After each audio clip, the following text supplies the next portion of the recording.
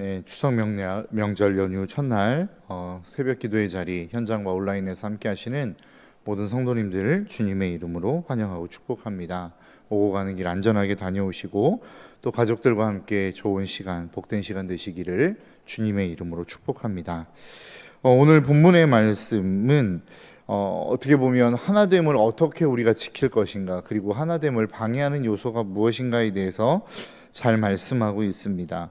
에베소서를 시작할 때 첫 번째 시간에 말씀하셨던 것처럼 1장에서 3장까지는 어찌 보면 이론에 관한 이야기입니다. 우리의 교회가 어떠한 교회이고 하나님께서 이 교회를 통해서 무슨 일들을 이루어 가시기를 원하시는지를 말씀하고 있고, 4장에서부터 시작해서 6장까지는 어떻게 보면 실천편입니다. 그래서 그러면 도대체 우리는 어떻게 살아가라는 말이냐, 무엇을 중요시 여기고 무엇을 붙잡으며 살아가라는 말씀이냐라고 하는 것들을 이야기하는 게 4장에서 6장까지의 말씀입니다. 그런데 4장의 첫 시작에서 그 실천편의 첫 시작, 어제 우리가 살펴봤던 말씀인데요, 그 시작에서 가장 먼저 이야기하는 게 무엇이냐면 바로 하나됨에 대한 이야기를 하고 있습니다. 그러니까 교회에 있어서 정말로 중요한 게 무엇이냐, 바로 하나됨이라는 것입니다.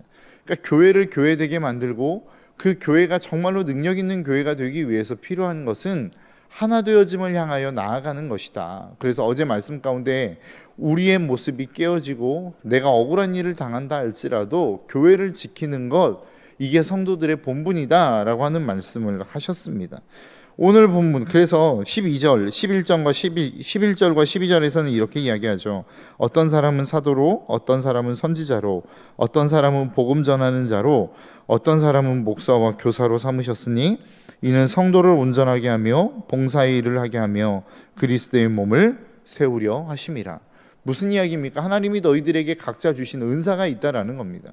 그 은사를 하나님이 도대체 왜 주셨냐라고 했었을 때, 공동체를 세우기 위해서, 그리스도의 몸을 세우기 위해서 하나님이 우리에게 이 모든 것들을 주셨다. 그래서 함께 세워가고 함께 자라가는 것이 너희들이 마땅히 해야 될 일이다 라고 하는 겁니다.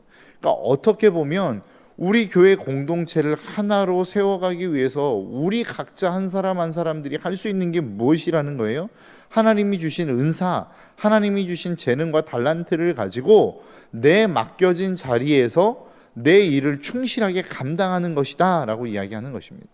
그러니까 우리가 신앙생활을 정말로 잘한다 라고 이야기했을 때 그 신앙생활이 잘하는 것이 무엇이냐면 다른 사람을 물론 세워가는 게 필요하죠. 그러나 그것보다, 그것에 앞서 더 중요한 것은 무엇이냐면 내가 맡겨진 내 일, 내 자리를 굳건하게 지키고 내 일을 묵묵하게 감당하는 것, 이게 교회를 세워가는 첫 번째 내가 감당해야 될 사명이다라고 어제 말씀을 통해서 우리에게 말씀하고 있는 것입니다. 그래서 다른 누군가에게 먼저 내가 관심을 갖기 이전에 너는 왜 이거 못해? 너는 왜 이게 안 돼? 너는 왜 이 정도밖에 안 돼? 라는 것들을 이야기하기 이전에 내가 맡겨진 사명의 자리가 무엇인지, 하나님께서 내가 오늘 이 공동체 안에서 해야 될 게 무엇인지를 발견하고 그 일을 충실하게 감당하며 나아갈 때에 교회 공동체는 아름답게 세워져 간다라는 것입니다. 그러니까 어떻게 보면 다른 사람과의 관계 속에서 다른 사람을 세워가기 이전에 먼저 해야 될 것은 내 스스로를 세워가는 것입니다. 그러니까 내가 얼마나 하나님 앞에 무슨 사명을 받았고 어떠한 일들을 해야 되고 하나님이 나에게 주신 달란트와 재능은 무엇인지를 발견하는 것이 첫 번째라는 것입니다. 그래서 그 일을 충실하게 감당해내기 시작하면, 각자가 서로의 자리에서 그 일들을 감당하기 시작하면 교회는 자연스럽게 아름다운 그리스도의 몸으로 세워져 가게 되어져 있다라고 하는 것입니다. 그런데 오늘 본문이 이야기하는 게 무엇입니까? 이 하나 되어짐, 이 하나님을 향하여 나아가는 것, 그렇게 한 공동체, 자기의 각자의 자리에서 충실하게 사명을 감당하는 데 있어서 그 하나 되어지는 일들이 가능해지는데 그것을 방해하는 것이 있다라는 것입니다. 그게 무엇이냐면 바로 허망한 것을 쫓아 살아가는 것이다 라고 이야기하고 있습니다. 오늘 보면 17절에는 이렇게 이야기합니다. 그러므로 내가 이것을 말하며 주 안에서 증언하노니 이제부터 너희는 이방인이 그 마음에 허망한 것으로 행함같이 행하지 말라.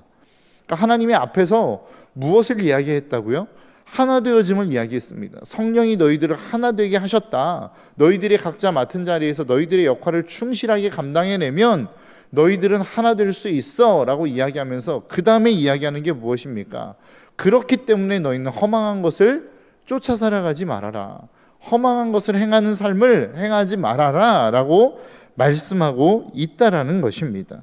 그러면서 그 허망한 삶이 무엇인지를 18절은 이렇게 이야기합니다. 그들이 총명이 어두워지고 그들 가운데 있는 무지함과 그들의 마음이 굳어짐으로 말미암아 하나님의 생명에서 떠나 있도다. 왜 허망한 삶을 사냐? 그것은 바로 총명이 어두워졌기 때문이다. 그들이 무지하기 때문이다. 마음이 굳어졌기 때문이다 라고 이야기하고 있는 것입니다. 그러니까 우리는 정말로 잘 살고 싶은 마음이 누구에게나 있습니다. 승리하는 삶을 살아가고 싶은 삶이 누구에게나 있어요. 이 땅을 살아가는 사람들 가운데 나는 불행한 삶을 살고 싶어 라고 하는 그 마음으로 이 땅을 살아가는 사람은 아무도 없단 말이죠. 그런데 왜 우리는 그토록 하나님이 지으신 목적과 삶대로 이 땅을 살아갈 수 없느냐라고 했었을 때 우리의 총명이 어두워졌기 때문이라고 이야기하고 있습니다. 우리가 무지하기 때문이라고 말씀하고 있습니다. 우리의 마음이 굳어졌기 때문이다라고 성경은 우리에게 말씀하고 있습니다. 그럼 도대체 왜 이러한 일들이 우리 가운데 일어났냐라고 하는 것을 19절은 이렇게 이야기합니다. 그들이 감각이 없는 자가 되어 자신을 방탕에 방임하여 모든 더러운 것을 욕심으로 행하기 때문이다 라고 이야기합니다. 그러니까 왜 우리가 총명이 어두워졌고 왜 우리가 무지해졌고 왜 우리의 삶 속에 마음이 굳어졌느냐라고 했었을 때 감각이 없기 때문이다라고 이야기하고 있습니다. 정말로 그것들을 느끼지 못하기 때문이다라고 말씀하고 있어요.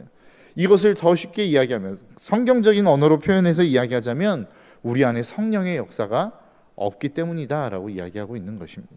여러분, 성령이 하시는 역할, 성령이 우리의 마음 가운데 오셔서 하시는 역할을 요한복음 16장 7절에서 8절은 이렇게 말씀하고 있습니다.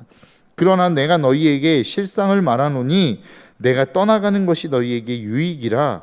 내가 떠나가지 아니하면 보혜사가 너희에게 오시지 아니할 것이요 가면 내가 그를 너희에게로 보내리니 그가 와서 죄에 대하여 의에 대하여 심판에 대하여 세상을 책망하시리라.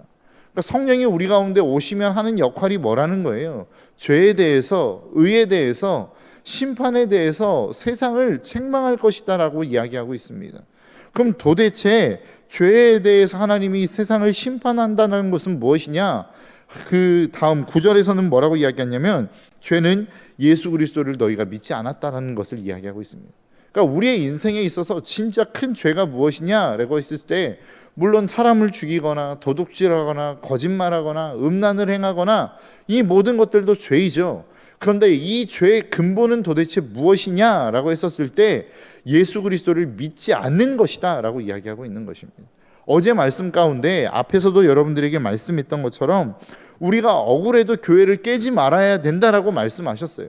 그런데 사실 이게 여러분 가능합니까?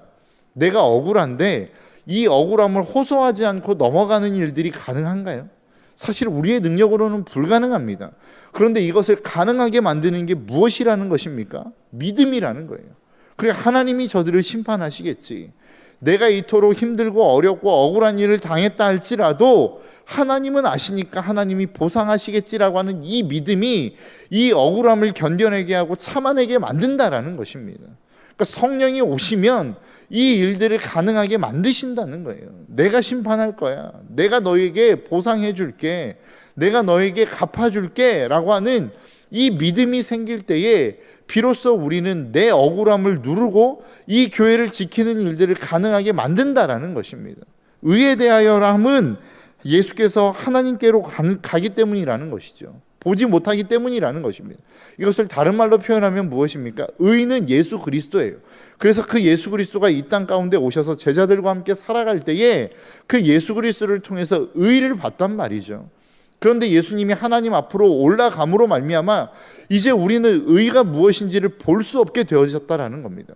그런데 성령이 우리 가운데 오시면 그 예수 그리스도를 우리의 마음 가운데 새기시고 심기시고 가르쳤던 모든 것들을 생각나게 하심으로 말미암아 의의 삶을 살아갈 수 있도록 하시겠다라는 거예요. 죄가 무엇인지 의가 무엇인지를 분별할 수 있는 능력을 우리에게 주신다라는 것입니다. 그리고 더 나아가 심판에 대하여라 함은 세상의 임금이 심판을 받았기 때문이라는 것이죠. 앞에서 이야기했던 게 무엇입니까?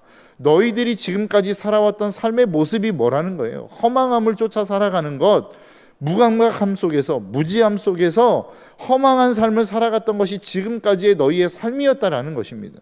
그런데 이 삶이 예수 그리스도의 십자가로 말미암아 이미 심판을 받았다는 거예요. 이것을 너희들에게 깨닫게 해주시겠다라는 겁니다. 더 이상 이 허무한 삶 가운데 너희의 삶을 들이지 않도록 내가 그것들을 깨닫게 해주시겠다. 성령이 그것들을 깨닫게 해주시겠다라는 거예요.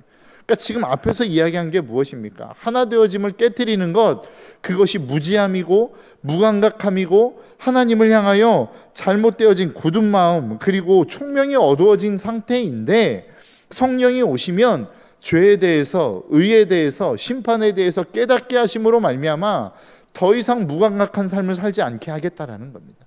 허무한데 너희의 인생을 드리도록 내가 내버려 두지 않겠다라고 말씀하고 있는 거예요. 그래서 여러분들의 인생이 삶이 변화되어지는 것입니다. 여러분, 우리가 예수 그리스도를 믿으면 우리의 삶이 변한다라고 이야기하지 않습니까? 그럼 도대체 우리의 삶은 무엇이 변한 삶을 살아가게 되어지느냐라고 하는 것입니다. 어떠한 변화가 과연 우리의 마음 가운데, 우리의 삶 속에 있어져야 되는가라고 하는 겁니다. 내가 예수 그리스도를 믿었더니 우리의 자녀들이 잘 되고 내 삶이 풍성해지고 내 모든 삶의 영역 속이 내가 만나는 모든 사람들이 잘 되는 것, 물론 축복이죠. 그런 변화들이 있어야 됩니다. 그러나 성경에서 이야기하고 있는 근본적인 변화는 내 마음, 내 내면의 변화라는 것이죠. 그러니까 내가 예수님을 믿었을 때에 네가 무엇이 변했어? 라고 이야기했을 때 나는 내 마음의 상태가 변했어 라고 이야기하는 것이 가장 근본적인 변화라는 것입니다. 가치가 달라지고 바라보는 관점이 달라지고 사람들을 바라보는 눈이 달라지는 것, 이게 예수 그리스도를 믿고 난 다음에 우리 안에 일어나야 되는 근본적인 변화라는 거예요.